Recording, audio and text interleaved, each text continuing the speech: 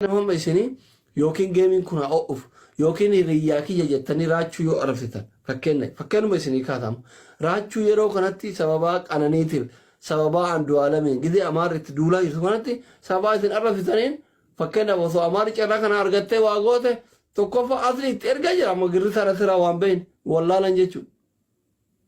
Sinigalee ani raachuu hin jaaladha hiriyyaa kiyya sinigalee akka qoree waraantuun barbaadu.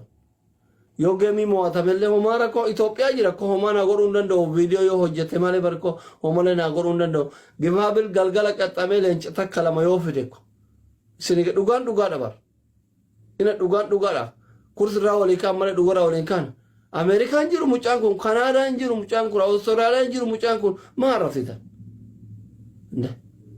kennayyuu jira miti ka Ameerikaa taa'ee harafa abbaa Ameerikaa qabu diyaaspooraan ka harafa abbaa Ameerikaa qabu makiinaa gurguradhee idiliitiin taphachiisaa jedhee kana dhaadataa jiru jira bar xiinxalaa siyaasa guddaan fiixaa mootii ka jedhamu paaltook irraa kaasee haga OMN'tti ka Oromoof qabsaayaa ture makiinaa gurguratee idiliitiin taphachiisuu ka jedhu diyaaspooraan guddaan hin jira bar arsiidha dhalataati koomandooti warra kofaleeti maal isin ga'ee soddaatu ixan soddaan kabaja isa ijji isin arguu dhabde